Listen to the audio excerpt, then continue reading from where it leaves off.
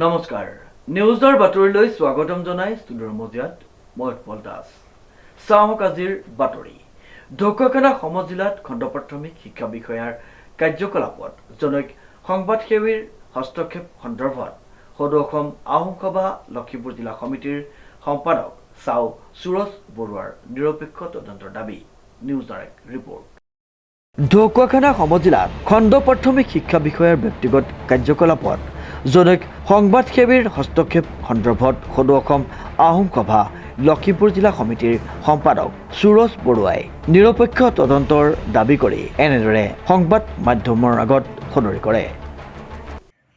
আমাৰ সদৌ অসম আহোম সভা লখিমপুৰ জিলা সমিতিৰ আমাৰ ঢকুৱাখানা সমজিলাৰ ভিতৰত এজন শিক্ষা বিষয়া আৰু এজন সাংবাদিকৰ মাজত বাদ বিবাদৰ এক প্ৰতিযোগিতা চলি থকা আমাৰ দৃষ্টিগোচৰ হৈছে।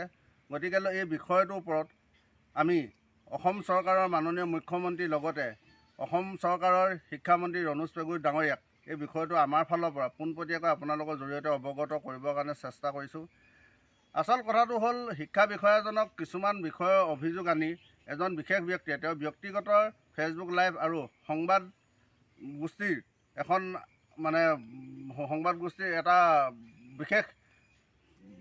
গোষ্ঠীৰ এটা আই কাৰ্ডৰ জৰিয়তে ব্লেকমেইলিং কৰাৰ নিচিনা আমি কিছুমান বস্তু পৰিলক্ষিত হৈছে।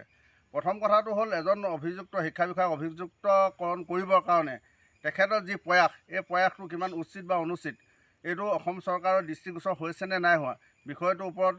শিক্ষা বিষয়াজনৰ বিভাগৰো দৃষ্টিগোচৰ হৈছে নে নাই হোৱা আমি কথাটো বুজিব পৰা নাই। আচলতে যদি শিক্ষা বিষয়া এজন দোষী তেখেতক অনতিপলমে তেখেতৰ ওপৰত বিভাগীয় যি ধৰণৰ শাস্তি হয় সেই শাস্তি প্ৰদান কৰক, আৰু যদিহে তেওঁ নিৰ্দোষী তেখেতৰ ওপৰত অনাকাংক্ষিতভাৱে তেখেতৰ যি আত্মসন্মান আৰু তেখেতক মানসিক যি ধৰণৰ তাচ্ছিল্য কৰি থকা হৈছে এই বিষয়টোক আমি কোনো কাৰণতে মানি ল'ব পৰা নাই আমাৰ লগতে সচেতন ৰাইজে। গতিকে এই বিষয়টোৰ ক্ষেত্ৰত আমি আমাৰ স্থিতিটো আপোনালোকৰ জৰিয়তে আমি অসম চৰকাৰলৈকে জনাইছোঁ। গতিকে চৰকাৰে অনতিপলমে আৰু বিভাগে অনতিপলমে এই বিষয়টোৰ ওপৰত গুৰুত্ব সহকাৰে লৈ এই বিষয়টোৰ ওপৰত চৰকাৰৰ আচলতে ইয়াত সুখী অথবা দুখী ব্যৱস্থাটোক ৰাইজৰ আগত দেখুৱাই দিবৰ কাৰণে উদঙাই দিবৰ কাৰণে আমি